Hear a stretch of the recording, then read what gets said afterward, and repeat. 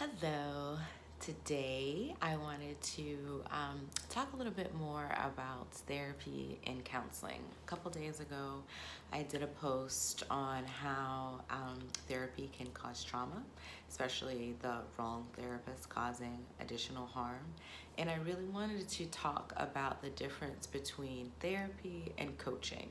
I do work with people who are in therapy and take along or add on my coaching as an additional piece for their overall well-being.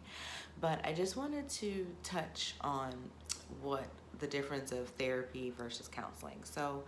Um, Therapy in and of itself is really focused on the past, and it focuses on how the past may be showing up in your future, how it may be affecting you. And the way that therapists or therapy usually works is that it's a longer process, and it's initiated in such a way that it helps you process things and from the past so that you can have a brighter future. There are many different types of therapy modalities, and I'm not really going to speak on all of them because that's not my thing. My thing is coaching. The main difference between coaching and therapy is that a coach really sees you as the fullness of who you are right now.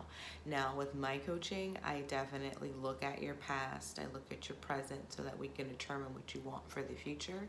But as a coach, and the way that most coaching works, it is to focus on one area of your life, one thing specifically that you are working to fix or to enhance or to just shift, right? People have like a sports coach or a basketball coach, right? That person is working with them for basketball. There may be mindset things, there may be some physical fitness things that are taken into account, but the whole goal is all around basketball. Whereas therapy is looking at why you may not be able to hit your jump shot because of being told as a child that you couldn't, for example. So that's just kind of like an off the cuff example of the difference between therapy and coaching. With my coaching, I look at the past in a way that looks at the stories that somebody may have been told that they're still telling themselves now. Like, you can't because you're from the South, or you can't because you're a woman, or you shouldn't because you're black, or whatever the story is. We look at those stories and then we look at the way to reshape them so that you can acknowledge what was and why it served a purpose in your life, and shift it so that you aren't telling yourself those same stories, so that you can really experience the difference in your life that you want. A coach is there to help you with processing in a different way than a therapist does. When I work with my coaching clients, I ask questions to make them think about things. I don't really implant or give them an idea per se, like a therapist may, as to why they're doing it. I want them to tell me why they think that they're doing it. And then we work on those things to affect a change for the better in their lives. So I actually just looked up some things that I online just to see, and one of the things that really kind of stood out to me was that it says like coaching empowers the client to solve her own problems, whereas therapy offers guidance and direction. And that was interesting to me because while therapist does offer guidance and direction, I as a coach also offer guidance and direction, and I see my clients as whole, and I encourage them to be empowered to solve their own problems, but there has to also be a level of desired direction, if you will, for their process or for the whole coaching process to work, right? So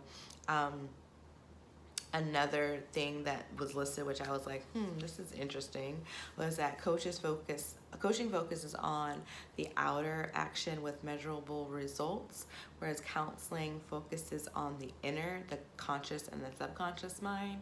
And for me, I'm all about like what I was just talking about, the conscious and the subconscious mind. We are our biggest critics, and we can be our biggest cheerleaders. The things that we are saying to ourselves are the things that are going to occur. Whether you want to believe it as I'm saying it or not, that's just what happens. So, for example, if you keep saying, oh, I don't want to date a guy like this. I really don't want to date a guy like this. I really like this guy. And let's come up with an example. I really don't want to date a guy that has trust issues. I'm so tired of dating guys that have trust issues. I want to find somebody that doesn't have trust issues. If that's all you are talking about, you're going to continue to date guys with trust issues, because that's what you're focusing on. That is what you're consciously saying and what your subconscious is receiving. So instead, what I do as a coach is help people to shift that narrative and saying, I really want to date someone that is trusting.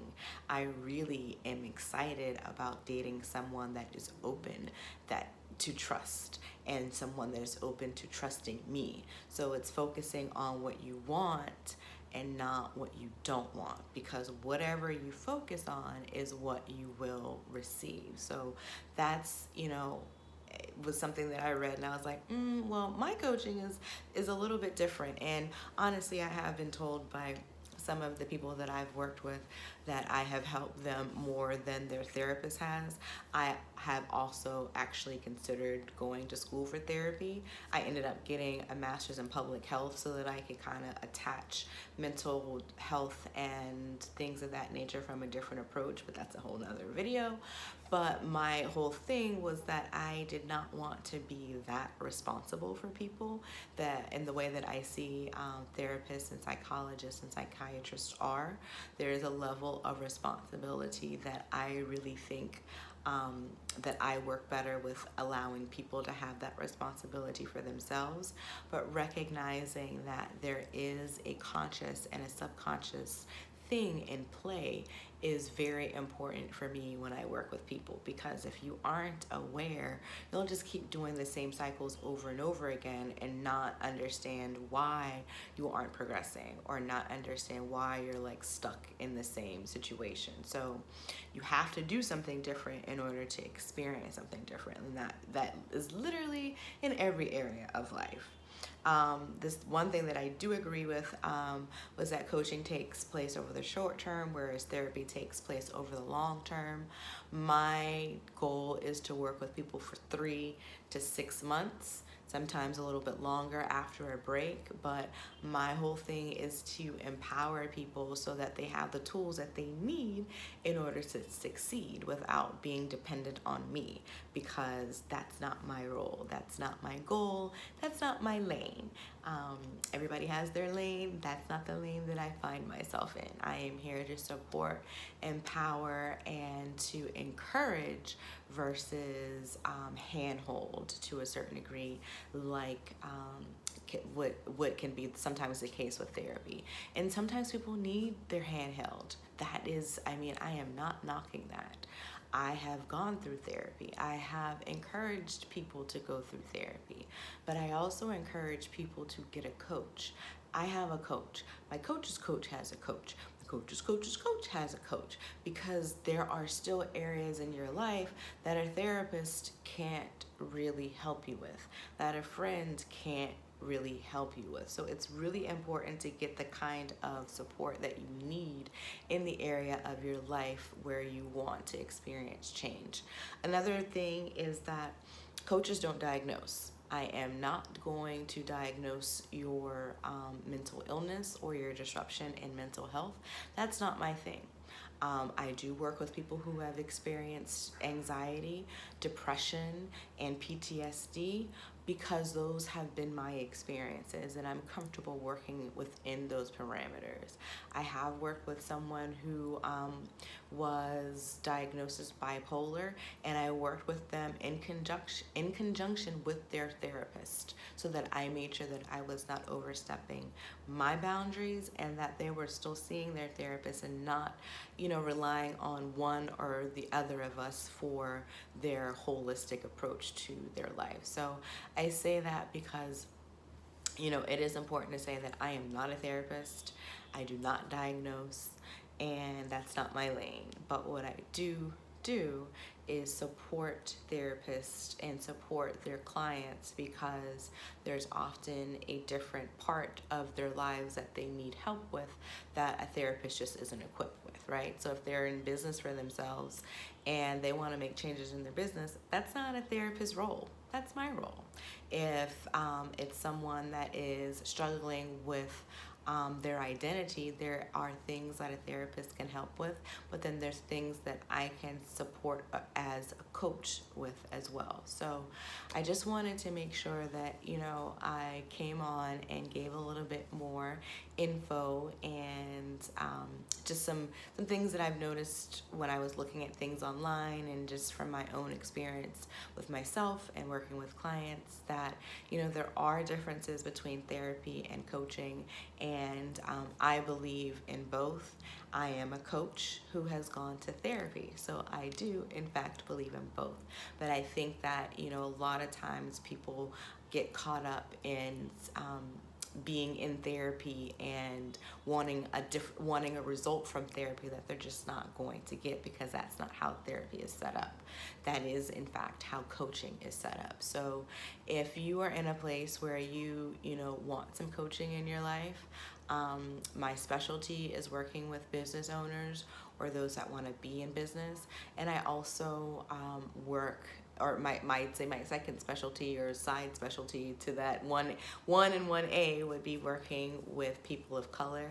I'm a Black woman, so I really enjoy working with and supporting Black women feeling empowered, holding and standing in their power and in their space, and really working through the imposter syndrome, which I'll do another video on, because that is something that really comes up a lot, especially in the United States, is imposter syndrome for Black women. So if you're in the market for a coach or know someone that is, feel free to pass along this video, DM me, message me, and we can set something up to see if it's a match. But I look forward to supporting you in the future. Toodles.